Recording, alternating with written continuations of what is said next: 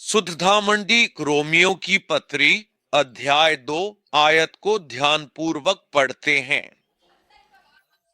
Romeo की पत्री अध्याय 2 आयत इस संसार की पुरानी और सीमित मर्यादाओं के अनुसार बिल्कुल भी न चलो, बल्कि अपनी बुद्धि के पूरी तरह से नए होने से पूरी तरह से रूपांतरित हो जाओ।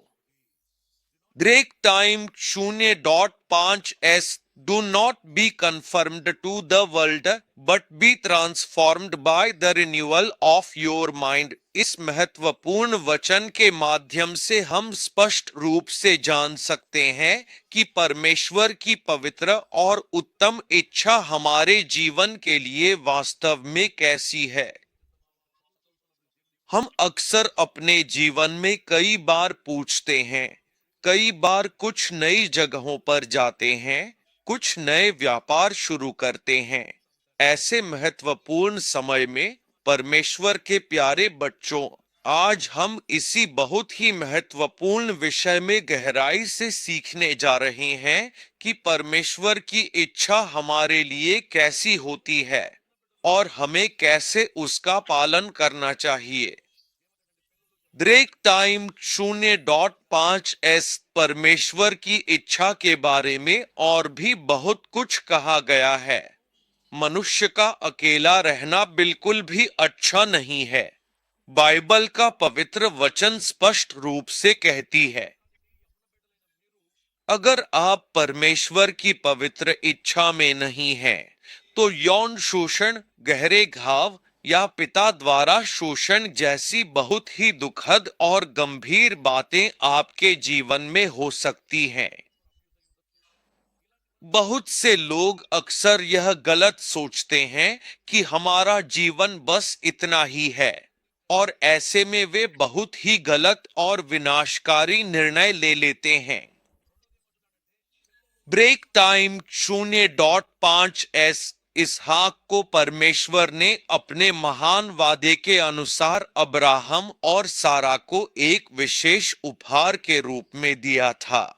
वह पुत्र परमेश्वर का एक अद्भुत और सच्चा वादा था।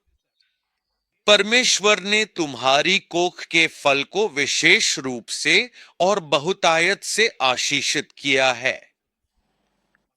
तुम्हारी कोख का फल अच्छा हो, लेकिन मैं संतान को जन्म नहीं दूंगी। ऐसा है कि आप किसी भी समय संतान को जन्म नहीं देंगी, चाहे वह मसीह का समय हो या उसके बाद का समय। इसलिए हर युग में परमेश्वर की इच्छा को जानना बहुत महत्वपूर्ण है। इस युग में अपने परमेश्वर को जानना भी बहुत जरूरी है।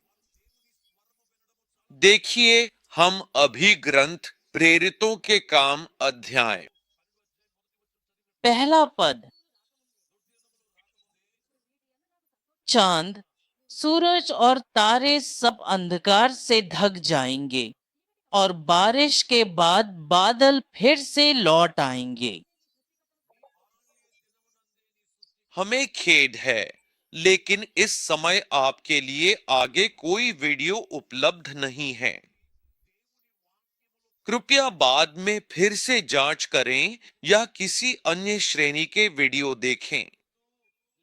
ये वीडियो हमारे लिए नहीं है, बल्कि विशेष रूप से हमारे प्यारे बच्चों के लिए बनाए गए हैं, ताकि उनके बचपन के कोमल वर्षों से ही उन्हें परमेश्वर के अनमोल वचन की गहरी समझ, परमेश्वर की स्तुति आराधना की पवित्र भावना और परमेश्वर के वचन को हृदय से कंठस्थ करने की महत्वपूर्ण शिक्षा दी जा सके। क्या आप एक अभिभावक के रूप में इस अत्यंत महत्वपूर्ण कार्य को पूरी लगन और समर्पण के साथ कर रहे हैं या नहीं? अक्सर ऐसा देखा जाता है कि जब आप अपने बच्चे को बार बार टोकते हैं, उसे सही दिशा दिखाने का प्रयास करते हैं, तब भी वह बच्चा अपनी स्वाभाविक मासूमियत और छोटे बच्चों के लिए उपयुक्त तरीके से ही परमेश्वर की आराधना में लीन रहता है। यह हमें सोचने पर मजबूर करता है कि हम परमेश्वर को वास्तव में कैसे जान सकते हैं और उन्हें अपने जीवन में कैसे अनुभव कर सकते हैं। जब हम परमेश्वर के बारे में प्रेम और विश्वास के साथ बात करते हैं, तो हमारे छोटे बच्चे भी उस दिव्य संदेश को अपनी समझ के अनुसार ग्रहण करते हैं और उसे समझने का प्रयास करते हैं। यह हमारी परम पावन जिम्मेदारी है कि हमारे बच्चों को परमेश्वर का पवित्र वचन बोलना सिखाया जाए, ताकि वे बचपन से ही आध्यात्मिक रूप से सशक्त बन सकें। बाइबल में वर्णित अद्भुत और प्रेरणादायक कहानियों के माध्यम से परमेश्वर के वचन को बच्चों को सरल और बोधगम्य तरीके से बताना चाहिए, ताकि वे इन कहानियों से प्रेरणा ले सकें और अपने जीवन में परमेश्वर के सिद्धांतों को अपना सकें।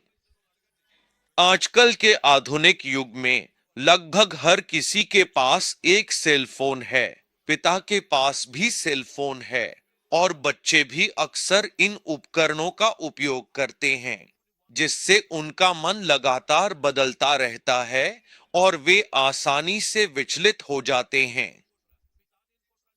ऐसे में बच्चे अक्सर अपने माता पिता से पूछते हैं, पापा, क्या आप मुझे परमेश्वर के बारे में सिखाएंगे? मम्मी, क्या आप मुझे परमेश्वर के वचन के बारे में सिखाएंगी? दादी, क्या आप मुझे परमेश्वर की शिक्षाएं सिखाएंगी? बड़े लोग कभी कभी यह सोचकर टाल देते हैं, हम बचपन में उन्हें क्या सिखा सकते हैं?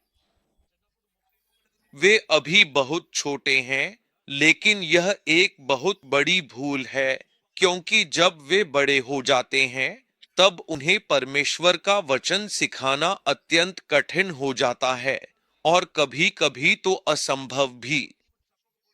हमें अपने बच्चों को बचपन से ही परमेश्वर का वचन पढ़ना और समझना सिखाना चाहिए, ताकि वे जीवन भर परमेश्वर के मार्ग पर चल सकें।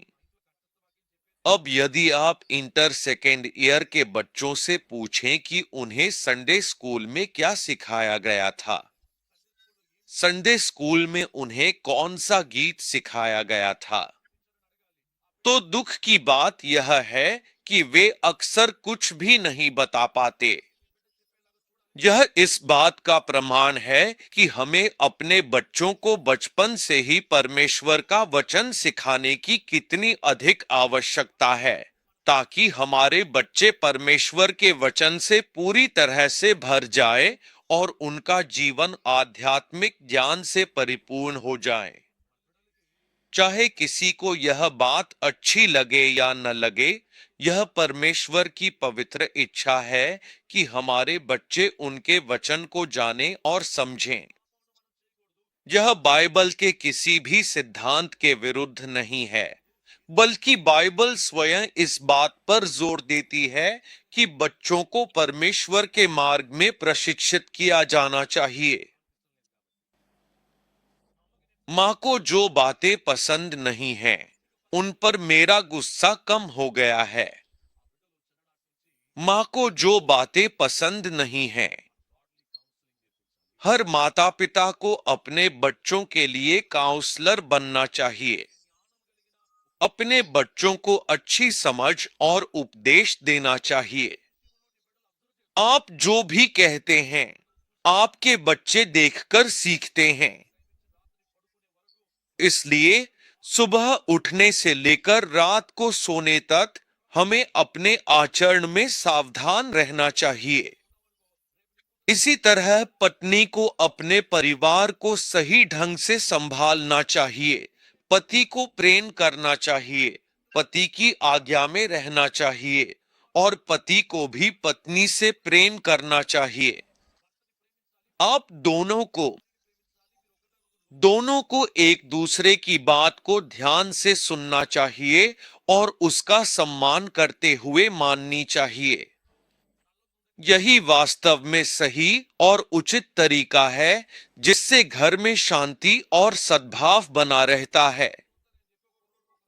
अगर आप इसी तरह से अपने रिश्तों को निभाएंगे और एक दूसरे का साथ देंगे, तो आपके घर में किसी भी प्रकार का कोई झगड़ा या गलतफहमी कभी भी उत्पन्न नहीं होगी। इस महत्वपूर्ण बात से हम सभी को क्या सीख मिल रही है?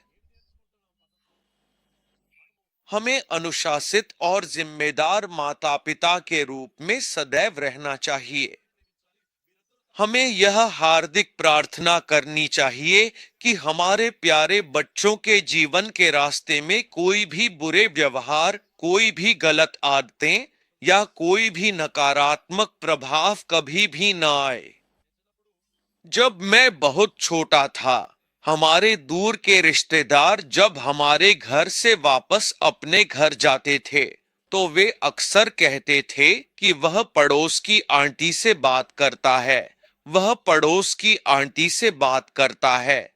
मुझे तो उस समय पता भी नहीं था कि यह इतनी अधिक गंभीर बात है, इतनी बड़ी समस्या है। पीढ़ी दर पीढ़ी अगर यह बुरी आदत बच्चों के पीछे लग जाए, उनके जीवन का हिस्सा बन जाए, तो यह वास्तव में बहुत बुरा है, बहुत हानिकारक है।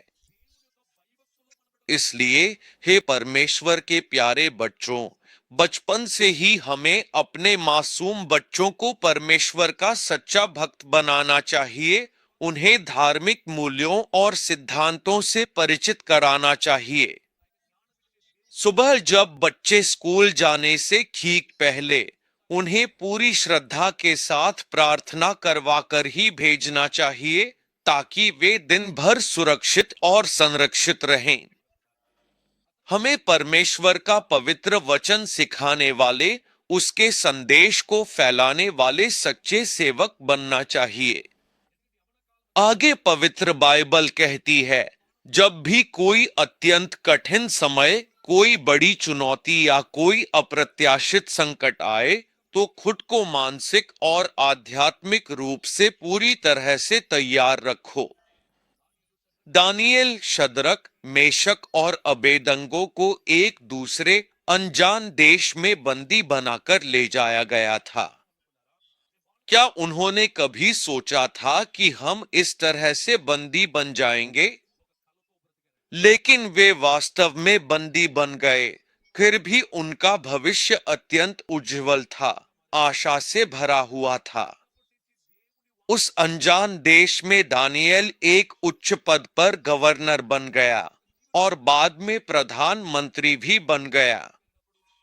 तुम्हारी पढ़ाई, तुम्हारा चरित्र, तुम्हारी जीवन शैली, इन सभी महत्वपूर्ण पहलुओं का तुम्हें विशेष ध्यान रखना चाहिए।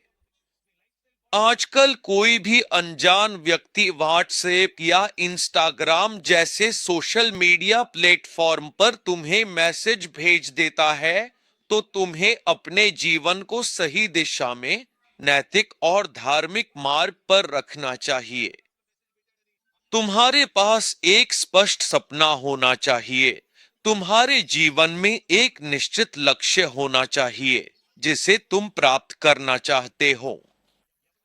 अगर तुम्हारे आसपास के लोग छोटे हैं, सब शराबी हैं, सब बिगड़े हुए हैं, तो तुम भी वैसे ही बन जाओगे, उनके जैसे ही बन जाओगे। डोनेशन दे दो, 4 बैंड पहन लो, पैसे उड़ा दो, ऐसा जीवन हमें कभी भी नहीं अपनाना चाहिए। यह एक गलत मार्ग है। हमें यह सीखना चाहिए कि ऐसे जीवन से दूर रहना है, झगड़ों से दूर रहना है, राजनीति की बातों से दूर रहना है, जो अक्सर विवादों से भरी होती हैं। राजनीति में आज इस पार्टी में है, कल उस पार्टी में चला जाएगा। यह अस्थिरता का प्रतीक है। इसलिए अपने समय में एक अच्छा नागरिक बनो, अपने भविष्य पर पूरी तरह से ध्यान दो, उसे उज्जवल बनाने का प्रयास करो। अगर तुम एमएलए बनना चाहते हो, तो उस दिशा में पूरी लगन और मेहनत करो। अगर राजनीति में जाना है, तो सोच समझकर पूरी जानकारी के साथ आगे बढ़ो ताकि कोई गलती न हो। आजकल ऐसे बच्चे बहुत बढ़ गए हैं जो बुरी संगत में पड़ रहे हैं। यह कोई नई बात नहीं है, यह पहले भी था। मुझे एक बात पता है, कई घरों में खाने को नहीं है, पहनने को कपड़े नहीं हैं। गांव में कोई पादरी बनना चाहता है, कोई बड़ा डॉक्टर बनना चाहता है, कोई इंजीनियर बनना चाहता है। लेकिन जो भी बनो, हमेशा ऊंचे स्तर तक पहुंचो, हमेशा आगे बढ़ो।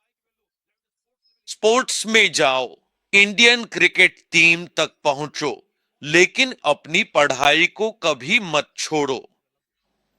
सिर्फ पैसे कमाने के लिए मत पढ़ो, इस माने में तुम्हारे पास पैसा होना चाहिए, इस माने में तुम्हारे पास काबिलियत होनी चाहिए, इस माने में अपनी ऊर्जा को सही दिशा में इस्तेमाल करना सीखो। अच्छे से पढ़ाई करो, मोबाइल फोन को साइड में रख दो। इस उम्र में मोबाइल फोन मत लो। इलाइजा अभी इंटर सेकंड ईयर में है, उसके पास अब तक एक भी मोबाइल फोन नहीं है। उसके घर में मोबाइल फोन इस्तेमाल करने के लिए नियम और कायदे हैं। पूरे हफ्ते उसने पढ़ाई की है।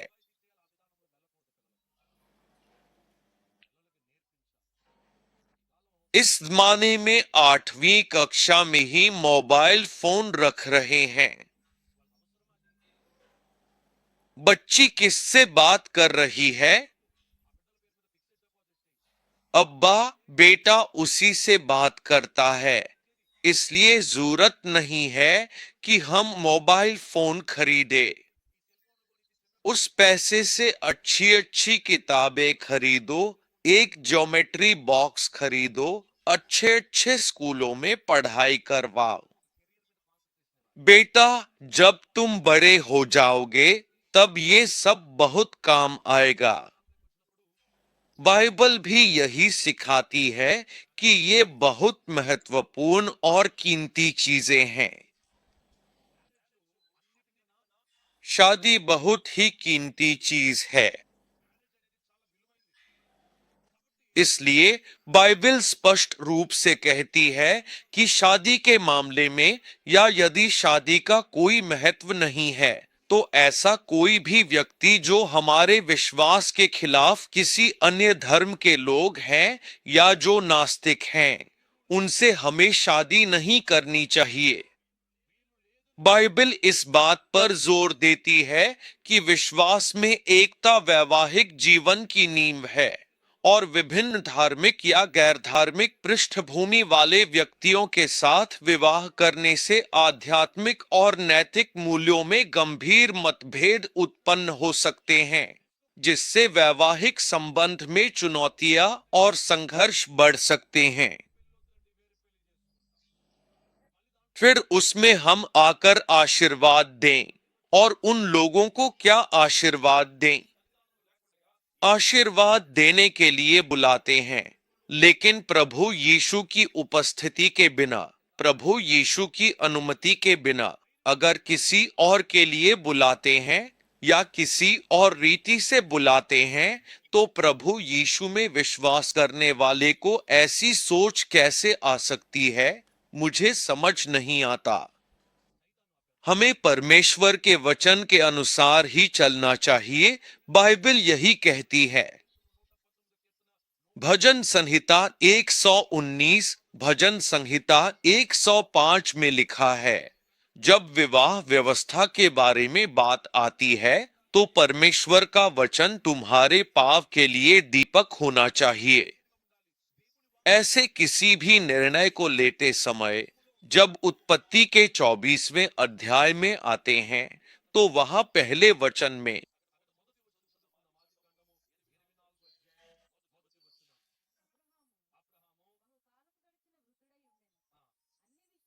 सभी बातों में नहीं।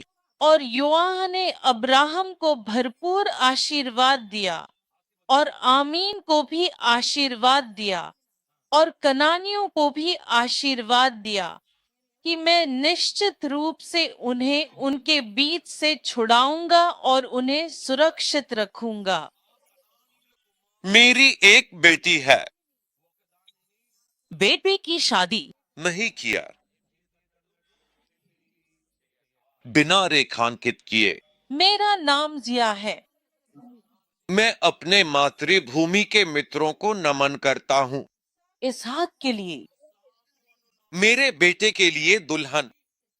लाने के लिए वह सेवक इस देश में मेरे साथ आने के लिए बिल्कुल भी तैयार नहीं हुआ। तो भी यदि वह मेरी बात नहीं मानती तो तुम इस देश से बाहर जा सकते हो। मैंने तुम्हें यह शपथ दिलाई है और मैंने उससे यह भी कहा है कि वह स्वर्ग के परमेश्वर है जो सभी चीजों के निर्माता और स्वामी है।